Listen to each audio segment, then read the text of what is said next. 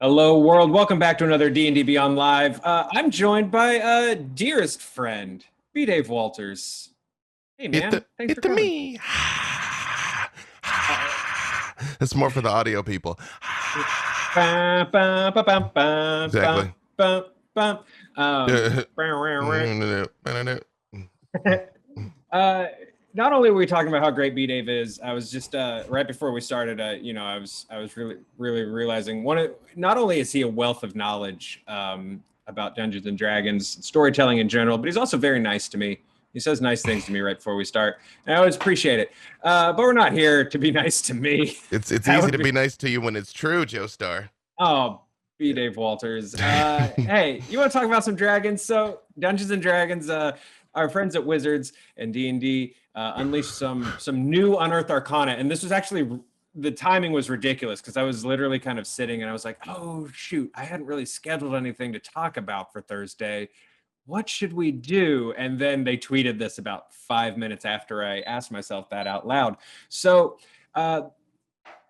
they've released this a couple of things. First, this trio of Draconic Race options that are like an alternative for the Dragonborn race that's in the player's handbook. They've also given a fresh look at the Kobold, which I'm very excited about. I'll get into why when we get there. And then we have this handful of feat options and a couple of spells, including some cameos of D&D stuff you may or may not be familiar with and may or may not love. So I was super excited about that as well. But before we sort of dive into the nitty gritty on these Draconic Races, B-Dave, what's sort of like an overview of like, okay, well, why do I want to play with these instead of the standard like Dragonborn? Yeah, well, I actually want to say something even before that on a little more of a meta level. I mean, I don't think it's much of a surprise that, some of us have a little bit of visibility into things that are coming down the pipeline, and in some of the announcements I've heard, I'm like, oh, that makes sense. I know where that puzzle piece fits. That makes sense. I know where that puzzle piece fits. It is not at all clear to me where this puzzle piece fits. Same. Yeah. I keep my my clueless character a little, a little more firm. But I'm also curious about this one. Where does this go in sort of the roadmap? Which it makes it's interesting. I'm wondering now, especially as they're moving towards, away from races as we've conceived of them in the past, if this is going to be the type of thing where we start seeing, here's other takes on elves, here's other takes on dwarves, if all of the races are about to become more conceptual, or if this was just kind of a neat thing they always had in their back pocket, because these kinds of draconic subtypes, like this was in like third edition and 3.5 and stuff, like this was stuff that happened in the past. So I'm interested to see, 6 months from now we'll know if this was kind of just a cool thing that they were like, hey, just squeeze it in right there, something for the people, or was this the beginning of a bold reimagining? Well, while we're on it, I was actually surprised when this appeared. When I saw the tweet and I clicked on the article when everybody else did, I was surprised to see the term race at all. Like I assumed, sort The of bloodlines. much like the the bloodlines and some of the stuff they've been playing with in Unearthed Arcana earlier and upcoming in Van Richten's, that this would be more lineage and sort of and bloodline. It may also be something even simpler than that. Like, some of the races in the book, that's what they still are. Like, like halflings, for instance, there's Lightfoot and Ghostwise and all that. Dragonborn are kind of just Dragonborn. So this might just be fleshing out the ones that don't have that, to catch up to it. So either way, I'm for it. I'm all for it. And why you would play some of these things is versatility. There's nothing at all wrong with the vanilla Dragonborn, or Carrie Eldrex, dear friend of mine. But if, you just want to try something different, or if you want, an Amethyst Dragonborn, or overtly to be like, I'm a red dragon, mechanically, you could do that. I mean, again, I created a red Dragonborn for Dungeons and Dragons and Dark and Wish, but mechanically it was the same, I mean, like flavor wise, maybe you were like, well, they breathe fire and this other one breathes acid, but otherwise it wasn't really a different thing. Now it's going to be a different thing. So I would say, one, there are some really great mechanical options in for some of these that I do not think are going to survive the Nerf hammer, but which is where people like me shine. But if you just, as a fan, you feel a connection to a certain type of dragon and want your character to have a very strong connection to that type of dragon, then do we have some Unearthed Arcana for you? Oh yeah. Well, so obviously, there's the standard ability score increases, the real vanilla stuff. But what I dig, sort of what you're talking about with adding flavor, with these variants. You have, like you said, with halflings and dwarves and stuff like that. Sometimes the flavor is as different as, I don't know, these guys. I'm being facetious, but like these guys live on hills. These guys are from the mountains. Yeah. These guys live on boats. Boat dwarves, by the way. Boat dwarves. I'm very into boat dwarves. An abomination. They should be destroyed. Thanks. No to boat dwarves. I don't know. Oh, sorry, tangent. We'll talk about boat dwarves on another stream. B Dave, hold me to that. Eradication. No, I got a pitch for you, baby. I got a pitch. But what I do dig about this is really leaning into, in the same way that I think Final Fantasy has a legacy of crystals, Dungeons and Dragons has a legacy of dragon variants, whether, hey, good dragons are these kind of colors and bad dragons are those kind of colors, and or these are metallics and, these are chromatic. Finally, we're bringing those flavors to Dragonborn, which I think is kind of cool. Mm-hmm. Mm-hmm. Yeah, and also these now the Dragonborn birth process is always kind of bizarre and arcane. It depends on where you read it. There's many different takes on it. Although Dragonborn can beget Dragonborn, but with these, seems like it's leaning more into that you trace your ancestry back to something.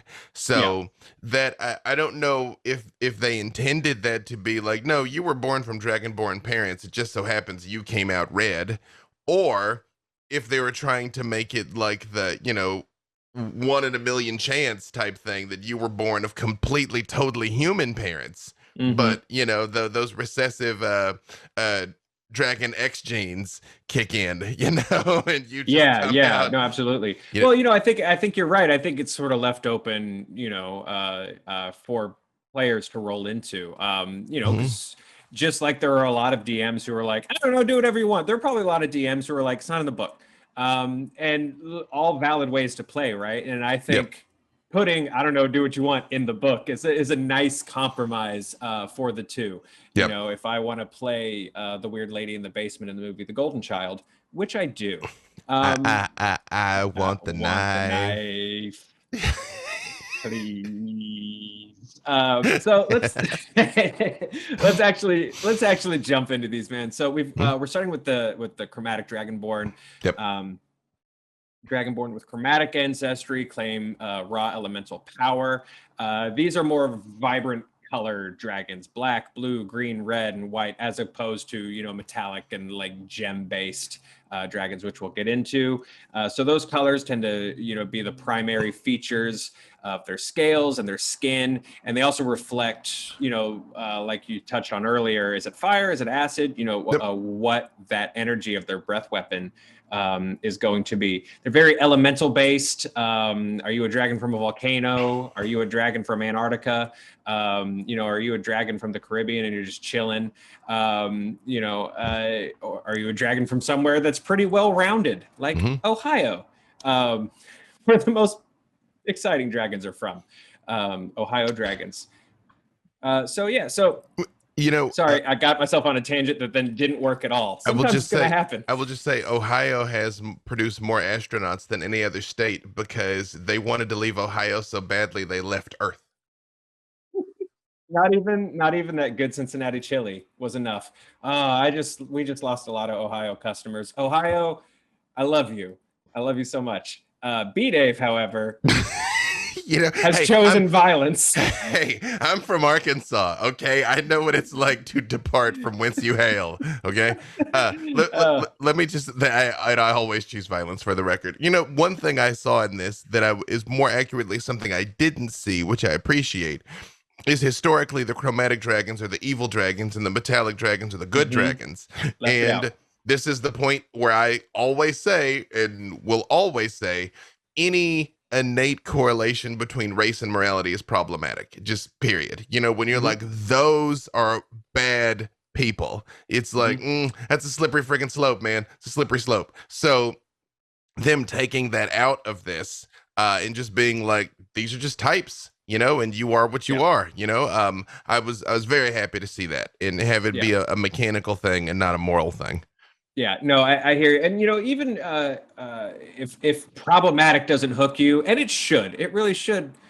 Does boring hook you? You know, because it can be really boring too to just keep, you know, like orcs are bad, green dragons are bad, blue dragons are bad, gold dragons are good. You know, this allows you to really, I don't know, just mix things up and add some new ideas into your stories, into your campaigns, into your characters. So yeah, no, thank you for pointing that out. You know, any intelligent creature is going to have free will, and a creature with free will can make a choice. You know, like whatever you were born, and there's plenty of room. I've even had liches that had been redeemed in the sense that they were like, you know, I spent 1,000 years being horrifically evil and just kind of got bored with it, so I'm just trying on something new, even, you know, like there's always a way. So that's why I say that. So another thing that I was happy to see in these that were more, it was more of a mechanical thing, is the scaling up of some of these abilities, like the breath weapon and things. Like I find a lot of the racial abilities, again, because we don't have a better word for it, that come with a lot of the categories with me, by the way. It also chose violence. Always, Sarah always chooses violence. Right. I appreciate she was like, excuse me. It was very polite. It was very polite. It wasn't on this end. Yeah. it might look sweet and soft, but over here it's a hey. Yeah. Right. Okay. Then yes, I'm also siding with Sarah. A lot of times the racial abilities don't necessarily scale. It's something that is like very, very useful for like the first 2 or 3 levels, like a free dancing lights or something, or like a free magic missile. But then other races, like the Ghostwise halflings being telepathic, for instance, or just halflings being lucky with a reroll of ones, that is useful for your entire adventuring career. Yes. So seeing even things like the damage that they can do with their breath weapon scaling up was a positive thing to see as well. Let me just say, a bit of a spoiler alert. I have no major critiques for any of these. I see some things that I know won't make it through the edits. That's true. But I think all these are looking pretty good. Yeah. Well, and let's walk through them. I want to be able to deep dive for people who are familiar with everything, but I also, want to just be, if you're just like, I don't know much about Dragonborn. I just started playing last week. I'm here for you too, right? You don't know anything about D&D. Room at the table for everyone. Read words. Room at the table for everyone, even this idiot who is chewing my skin. Again, violence. She's like... Can't wait to go back to an office and a studio. So Dragonborn, and this is in the player's handbook, but Dragonborn have a damage type associated with them based on the color of dragon that you choose. Me as a DM, I don't care so much. That's not something that bothers me. If you want to be a blue dragon that spits acid, you be a blue dragon that spits acid. Ultimately, the damage is pretty much the same. In this case, the Chromatic Dragonborn, when you take the attack action for their breath weapon, you can replace one of your attacks with this breath weapon, which is an exhalation of magical energy in a 30-foot line, as opposed to a cone, which some of the other ones do. The line's 5 feet wide. Each creature, in the area must make a dex saving throw against a DC equal to 8, plus your Constitution modifier, plus your proficiency bonus. A creature takes 2d8 damage of the type associated with your ancestry on a failed save, and half as much damage on a successful one. So, I mean, it's pretty brutal, and, especially when you're starting out, it's pretty useful. And then, like you said, it scales up as you level up. So here is the point where, me being me, note you can replace when you take the attack action, you can replace one of your attacks. So pending what kind of class that you're playing, you can breath weapon and then smite somebody. You can breath weapon and flurry of blows. As this is written, if you've got 2 attacks, you can breath weapon twice, because it does not say only once per turn. So if you've got 2 attacks, you're blah. Wait, let me ask you one more time. Blah. So there you go. Yeah. No, and I love, and both mechanically with flurry of blows, and also just flavor wise, I love me the idea of a Dragonborn monk who is punching and kicking and spitting acid. We're gonna come back to the Dragonborn monk. It is directly relevant to something else that I was thinking later. But yes, we will. Please. We will. It's at least as exciting as boat dwarfs. This again, it has been raised expressly to eradicate the boat dwarves. It's reverse kung fu. It is like not seeking revenge. It has been raised thinking it's seeking revenge. Yeah, but it's annihilation. Yeah, I will also say one thing I appreciate too is even though their flavor is similar, they are different. Like for instance, the chromatic dragons have this chromatic warding ability they gain where they can become immune to a damage type for 10 minutes. That's pretty strong, by the way. That is pretty cool. Yeah, this completely immune to something for 10 minutes. That's especially if you have I mean, some of these are like corner cases, of course. You're far more likely to encounter fire than encounter acid, for instance, but in the right circumstances, especially when fighting another dragon of your kind, you're like, all my training has literally led to this. Yes. Yeah. Even if it's a rare damage type, like you're saying, like that moment when it finally comes in handy, that's a dope moment at the table. Yeah. That's a jackets off. Yeah. That's so solid. Yeah. So that's sort of the big difference, aside from, cone instead of line, between the chromatics and the metallics. Then with the gem Dragonborn, so these are dragons who claim to be heirs of the firstborn of all creation, made by Bahamut and Tiamat, the ruby dragon, in the first days of the first world. So these are, I guess, snobbier dragons, right? Who are amethyst, crystal, emerald, sapphire, topaz. So, they have their own, breath weapons, although their breath weapons are a little different as opposed to like acid and fire. It's force, radiant, psychic, thunder, and necrotic, which I think is kind of cool and pretty interesting. Psychic damage out of an emerald dragon. First of all, you get to be an emerald dragon. That's self-validating, that you just get to just stunt on people constantly. And psychic and thunders for a sapphire dragon are 2 of the rarest damage resistance types to find, especially if you intend to go up against any barbarians. So that's always useful. Yes, and the ability at a table to yell psychic maelstrom, is a dope time to be able to have. But then also, they're also stacking with abilities with Gem Dragonborn. So I mean, I guess they have reason to be a little snobby. They have psionic mind. You can telepathically speak to any creature you can see within 30 feet of you. You don't need to share the language of the creature, but the creature must be able to understand at least one language. Your communication doesn't give the creature the ability to respond to you telepathically. That's my favorite thing. You can just psychically berate people and you're just like, go do this, and they can't respond because you don't care. No, it's great. Super fun. So that, and then Gem Flight, which visually I love the idea of. It's it's cool as an ability, but visually, I just love the flavor of this ability. Starting at 3rd level, you can use your bonus action to temporarily summon an array of spectral gems. Is just, for one thing, a great term in my favorite Adam Sandler movie, that match your gem ancestry in the shape of wings that last for 1 minute. For that duration, you gain a flying speed equal to your walking speed and can hover. Once you use this trait, you can't do so again until you finish a long rest.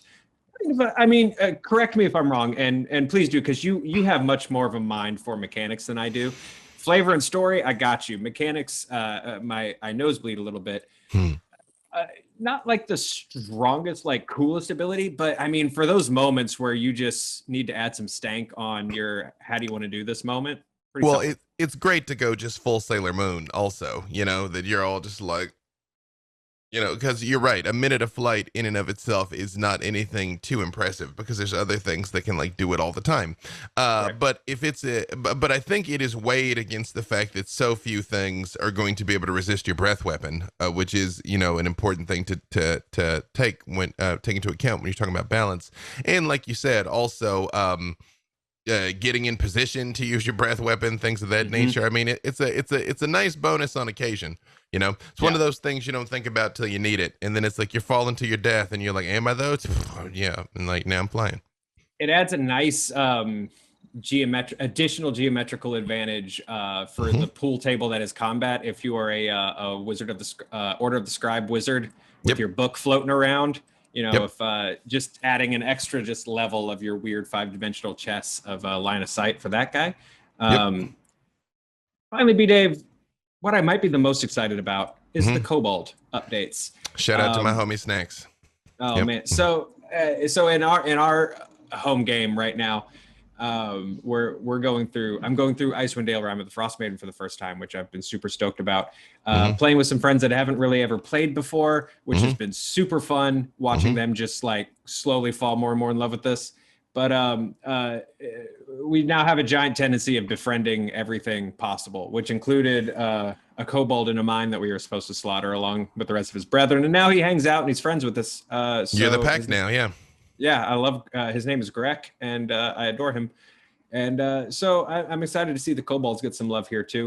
Also, shout out to Icewind Dale. Mighty Trovis, whose mask is over there, I can't reach, once led a pack of kobolds that worshipped him as a silver dragon god. Yes. This one, yeah, this was God, what's the name of this is when they're in, sorry, I don't want to spoil Icewind Dale. You know, when they're in the mines and there's the one pretending to be a dragon. Anyway, yeah. That was a super good time. Side note, that is an important thing that you've alluded to there, is the fact that you all were able to befriend this character. Again, I think more DMs should allow that. I've had some of my greatest NPCs were villains that they took captive and befriended over time because, you know, they through diplomacy, negotiation, sometimes magic, and just the rule of cool. Again, intelligent creatures behave intelligently, and not everything is going to fight to the death. Not everything's going to want to fight to the death, and that can operate a lot of open up a lot of interesting narrative opportunities. Yeah, you know, casting snare and then having someone with a high persuasion. You know, someone hanging upside down, you're going to make a lot of friends that way. You're like, hey, buddy, come on. Hey, I don't want to do that. You know, I brought you some coffee. Here, you want some coffee? There you go. You know? Yeah, that's how I make most of my friends. Literally. Yeah, no, we remember the day where I caught you in a snare, but you're so tall, you were just sort of like hanging this far from the ground. It's true. Just like one leg up. I'm like, what are you doing, Starr? Could have just said hi. Kobolds. They have this draconic legacy. The kobold connection to dragons can manifest itself in unpredictable ways depending on the kobold, which I think is super fun. You can choose one of the following legacy options when you select the kobold race. You have advantage on saving throws to avoid or end the frightened condition on yourself, which is kind of cool. Just, you know, breathing in that dragon confidence. You know, one cantrip of your choice from the sorcerer spell list. Intelligence, wisdom, or charisma is your spellcasting ability for that cantrip. Or you can make an unarmed strike with your tail. When you hit with it, the strike deals 1d6 plus your strength modifier, bludgeoning damage instead of the bludgeoning damage that's normal for an unarmed strike, which I think is super fun. I do think a lot of people often overlook the fact that kobolds are dragonkin. You know, the kobolds know it, but they are like Fisher Price, the tiniest dragons. And it's funny, once they became a playable race, you know, you get to the point that you can have a level 20 barbarian kobold that literally is like 20 inches tall and weighs 30 pounds, but can like deadlift 1,600 pounds. You know, they're just little rage balls. It's great. I'm for it. I agree. I think I think kobolds are a little underrated, a little overlooked because of these dang Dragonborn. But then to just round out this kobold update, the Draconic Roar as a bonus action, which I love. You let out a Draconic Roar at your enemies within 10 feet of you until the end of your next turn. You and your allies have advantage on attack rolls against any of those enemies who could hear the roar.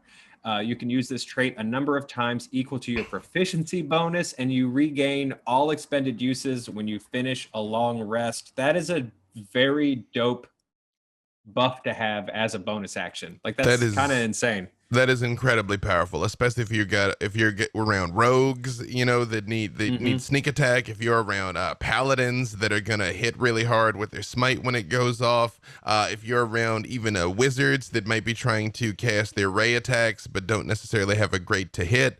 Like, that is a huge enhancement to the whole party. Just being able to do that, and you can do it at a bonus action. Just all equal to the number of your proficiency bonus. That's multiple times a day. Over the course of like the fight with the big bad, you drop that like 3 times, it's getting run over. That's just the fact that you've now doubled the chance of a crit even in and of itself is huge. So everybody needs a Cobalt now.